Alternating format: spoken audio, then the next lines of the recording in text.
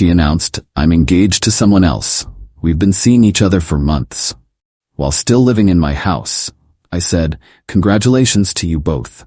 Then I had her escorted out by police that evening and changed every lock and security code. When her fiancé showed up, demanding she be let back in. Original post: I, 38 male, got the announcement at dinner. My girlfriend Veronica, 33, and I had been together for 4 years, living in my house for the last 2.5. She'd made pasta, opened wine, set the table nice. I thought maybe she got a promotion or something. Instead, she put her hand on the table, sporting a diamond ring I'd never seen before. "I have something to tell you," she said, smiling. Actually smiling. "I'm engaged to Bradley. We've been seeing each other for months and he proposed yesterday." I put down my fork, stared at her, at the ring, back at her. "You're engaged to someone else while living in my house?" "Yes. Isn't it exciting? I wanted you to be the first to know." The audacity was so stunning I actually laughed. "Veronica, are you having a mental breakdown?" "What? No, I'm in love. Bradley's amazing, he's everything I've wanted. And you're telling me this, why exactly?" She looked confused. "Because we live together? Obviously things will change now, but I figured we could work out a transition plan. Maybe I could stay another month or 2 while Brad and I find a place." I stood up, walked to the cabinet, poured myself a scotch, took a sip, then turned back to her. "Congratulations to you both." "Really? Oh, thank you. I was worried you'd be upset." "Veronica, pack your things." "What?" "Pack your things. You have 2 hours." Her face changed. "You can't be serious. I live here." "No, you lived here. Past tense. You just announced you're engaged to another man. We're done. You're leaving. At tonight." "That's illegal. I'm a tenant. You need to give me 30 days notice." "You're not a tenant. You're a guest. Never paid rent. Never signed anything. Not on any bills. You're my ex-girlfriend who I'm asking to leave my property. This is emotional abuse. You're throwing me out with nowhere to go. Call Brad. I'm sure your fiancé has a place for you." She pulled out her phone, started recording. "This is harassment. I'm documenting this." I pulled out my phone too, called 911. "Yes, I need assistance removing someone from my property. My now ex-girlfriend just announced she's engaged to another man and refuses to leave. Yes, I own the house. No, she's not on any lease or deed. Thank you." Veronica's jaw dropped. "You called the cops? You have 1 hour and 55 minutes. Update 1. That night, the cops arrived in 20 minutes. 2 officers, very professional. I showed them my deed, my ID, explained the situation. They looked at Veronica with barely hidden disbelief. "Ma'am, is it true you just announced your engagement to another man while living here?" "That's not illegal." "No, ma'am, but if you're not a legal tenant and the homeowner wants you to leave." "I've lived here for years. I have rights." "Do you have a lease agreement?" "No, but do you receive mail here?" "Yes." "That doesn't establish tenancy without other factors. Do you pay rent?" "I contribute." I pulled up my banking app. "That officer? Here's my mortgage payments, all from my account. Utilities, all in my name, paid by me. She's never paid a dime." The younger cop looked at Veronica. "Ma'am, you announced you're marrying someone else. Why would you want to stay here?" "I need time to figure things out." The older cop sighed. "Sir, technically she might have some claim to residency, but given the circumstances, ma'am, I strongly suggest you pack what you can tonight and leave voluntarily. Otherwise, this becomes a legal matter." Veronica started crying. Not sad tears, angry tears. "This is so unfair." "Ma'am," the younger cop said, "you told this man you're engaged to someone else. What did you expect?" She called Bradley while packing. I heard her shrieking from the bedroom. Apparently, Brad lived with 3 roommates and couldn't have her over tonight. She packed 2 suitcases and 4 garbage bags of stuff, all while live streaming on Instagram, narrating how I was kicking her out for finding love. As she was leaving, she turned to me. "I'll be back for the rest of my things. Text me when. I'll have them in the driveway." "You're going to regret this, Paul. Probably not as much as you're going to regret announcing your engagement over pasta." The cops waited until she drove away in the car I'd been letting her use, more on that later. Then the older one turned to me. "Change your locks, tonight, and maybe get cameras. Already have a locksmith on the way. Smart man, good luck." Update 2. The next day woke up to 67 text messages, 30 missed calls, and a dozen Instagram notifications. Bradley, the fiancé, had messaged, "Bro, that was cold. She needed more time to move out properly. Not cool." I responded, "Bro, you proposed to my girlfriend while she lived in my house. Not cool." Veronica's mom called at 7 a.m. "Paul, what is this I'm hearing about you throwing Ronnie out?" "Morning, Janet. Did she mention the engagement?" "The what?" "She's engaged. To Bradley. They've been together for months." Long pause. "She said you two were basically roommates. Is that what she told Bradley too?" I need to call you back." She never did. Around noon, Bradley showed up at my door. Mid-30s, man bun, probably drove a Prius. "We need to talk." "No, we don't. You traumatized Veronica. Your fiancé announced your engagement to me over dinner, in my house, that she was living in, rent-free. She said you knew about us." I actually laughed. "She told you I knew she was cheating?" "It wasn't cheating. You two were basically broken up." "First I'm hearing about it. Look, she needs to get her furniture and..." "Her furniture?" "The bedroom set, the living room stuff. All bought by me. I have receipts. She owns some clothes, makeup, and a laptop that's 3 years old. She decorated this place, with my money." Bradley's face was getting red. "She's staying with her sister now? Do you know how humiliating this is for her?" "For her? She announced she was marrying another man while living with me." "You could have given her time." "To do what? Plan your wedding from my guest room? We're getting her stuff, all of it." "Try it, please, make my day." He stormed off. I installed 3 more cameras. Update 3, Day 3. Veronica tried the nuclear option, posted on social media that I was an abusive ex who threw her out for falling in love with someone who actually cared about her. Said I'd been controlling, manipulative, that she'd been trying to leave for months, but I wouldn't let her. Problem was I had receipts, literal receipts. I posted one response. "Interesting narrative. Here's the facts. She announced engagement to another man while living rent-free in my house. Never paid a bill. Also, here's last week's texts where she said she loved me." Screenshot after screenshot. Her asking me for money for her student loans 2 weeks ago. Her "I love you" text from 4 days before the announcement. Her using my credit card for a spa day with Brad, I now realized. Last month, her friends started commenting, "Wait, you were engaged while living there? Girl, you said you two were separated. This is messy AF." Then came the voicemail from her sister Melissa. "Paul, I'm sorry about Ronnie. I didn't know she was still living with you. She's been bringing Brad around for months saying you two were done. Mom's pissed. Can you just put her stuff outside so I can pick it up? Already packed. Come by whenever." But here's where it gets good. Remember the car I mentioned? Update 4. The car situation. The car Veronica drove was mine, fully paid off, in my name. I just let her use it, but she'd apparently been telling Brad it was hers. Day 4, I reported it stolen. She called from the police station. They'd pulled her over and found the car was reported stolen. Since she couldn't prove ownership, "Paul, what the hell? Oh, hey Veronica, how's engaged life? You reported the car stolen? Well, you don't live here anymore and you took my car without permission.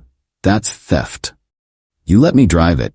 When you were my girlfriend, you're Bradley's problem now. This is insane. I'm at the police station. I'll come get my car then. Brad can pick you up. He's at work. Uber exists. You're evil. I'm practical. You wanted to be engaged to someone else. Congratulations, you're his responsibility now." I picked up my car. She had to Uber to her sister's. Cost her $73 according to her angry text. I didn't respond. Update 5, the escalation. Day 6. Bradley and 3 of his buddies showed up at my house at 9 p.m. "Open up. We're getting Veronica's things." I called 911 again. 4 men are trying to break into my house. Bradley was pounding on the door. "We know you're in there." I put the phone on speaker so dispatch could hear. "Please leave my property. You're trespassing." "She owns half this stuff." "She owns nothing. I have receipts for everything." They tried to go around back. Motion lights and cameras caught everything. One of his friends actually tried to jimmy the sliding door. Cops arrived fast. 4 guys trying to break into a house gets priority. Bradley immediately played victim. "This man stole my fiancé's belongings. We're just trying to get her things." I showed the cops the security footage. 4 men trying to break in. "Arrest them," I said. "Now wait." Bradley started. "Attempted breaking and entering. Trespassing. I want to press charges." The friend who tried the sliding door got cuffed. Bradley and the other two got citations and trespass warnings. If they came back, immediate arrest. Bradley was screaming about lawyers and lawsuits as they put his friend in the patrol car. I looked him dead in the eye. Your fiancé lived here rent-free for 2.5 years while cheating with you. I could sue her for back rent. Want to play the legal game? I've got deeper pockets. Update 6, the family meeting day 10. Got a call from Janet, Veronica's mom. Paul, can we talk? In person? We met at a coffee shop. Janet looked tired. I need to know the truth, all of it. I showed her everything. Bank statements showing I paid for everything. Texts from Veronica from just days before talking about our future. The dinner receipt from the night before she announced her engagement. She'd insisted on going to an expensive place. Now I knew why. She was celebrating with my money. Janet's face just got more and more grim. She told us you two had been separated for 6 months, that you were basically roommates, that she was scared to leave because you were unstable. I'm a project manager at an engineering firm. I own my house. I've never even raised my voice at her. I know. I know. She's always been like this. Her father and we enabled it. When she was younger, she dated 2 boys at once and convinced each the other was just a friend. We should have done something then. She's 33, Janet. I know. Bradley's been to family dinners for months. She said you were never available, always working. We thought you were the problem. I was working, paying for her lifestyle. Janet pushed an envelope across the table. This is $5,000. It's not much, but it's something for what she took from you. Janet, I can't. Please, take it. Consider it an apology from her father and me. We raised this. We need to own some of it. I took the envelope. Thank you. Bradley's already having second thoughts, you know. Now that she's living with Melissa, asking him for money constantly, he's seeing what you dealt with. Not my problem anymore. No, it's not. I'm sorry, Paul. You deserve better. Update 7, the implosion week 3. Melissa, Veronica's sister, texted me. Can we talk? Without Ronnie knowing? We had a phone call. She's driving me insane. She won't get a job, won't help around the house, just sits on Instagram all day talking about her trauma and wedding planning. Bradley's only been over twice. She keeps asking him for money and he's getting weird about it. Again, not my problem. I know. How did you do it for so long? I loved her, or thought I did. Love makes you stupid. She's been telling people you two had an open relationship. What? Yeah, that you knew about Bradley the whole time and were fine with it until you got jealous. That's a new one. Paul? Did she ever contribute anything? Anything at all? She made dinner sometimes, with groceries I paid for. Christ, I'm giving her 30 days, then she's out. I can't do this. Good luck with that. 2 weeks later, Melissa called again. She won't leave. Says I can't kick her out. She's family. Sounds familiar. Bradley dumped her. I nearly spit out my coffee. What? Yeah. She kept demanding he pay for everything. Got mad when he suggested she get a job. Then she found out his marketing consultant job was actually part-time at his dad's company. He's been lying about having money. They're perfect for each other, honestly, except neither actually has money. Karma's beautiful. She's saying she's going to sue you for emotional distress and illegal eviction. She can try. I have a great lawyer. Update 8, the legal threat week 5. I got served with papers. Not a real lawsuit, just a cease and desist from some ambulance chaser Veronica found, demanding I return her property and pay her $50,000 for emotional distress and illegal eviction. My lawyer left. Actually left. She announced she was engaged to another man while living with you, rent-free, and she wants money? That's what it says. Let me handle this. His response was beautiful. 3 pages of legalese that basically said, "Lol, no. Countersuit incoming for 2.5 years of back rent at market rate, $48,000. Veronica's lawyer dropped her immediately. She tried to represent herself. Filed something with the court that was 17 pages of rambling about emotional terrorism and love discrimination. The judge threw it out in less than 5 minutes. But the best part? She had to list her address for the court documents. She'd moved in with Bradley after he took her back. His roommate's address was now public record. Update 9. The final card week 7. Bradley called me. I need your help. That's hilarious. Please, She won't leave. She's not on our lease, but she won't go. She's threatening to say I assaulted her if we try to make her leave. And you want my help? Why? You got her out in one night. Yeah, by calling the cops immediately and having security footage. Can you talk to her? Tell her to leave? Brad, my man, you proposed to another man's girlfriend while she was living with him. You made this bed. I didn't know. She said you two were done. And you believed her? While she still lived with me? I'm an idiot. Yes you are. Please, I'm begging you. Brad, here's free advice. Install cameras today. Document everything. When she threatens false accusations, record it. Then call the cops yourself. First one to call usually wins. That's it. Also, maybe don't propose to women who are living with other men. He hung up. Final update. It's been 3 months now. Here's where everyone ended up. Veronica. After Bradley's roommates threatened legal action, she ended up moving back with her parents. At 33, she's working part-time at a clothing store and still posting about her journey of self-discovery and how she's a survivor of narcissistic abuse.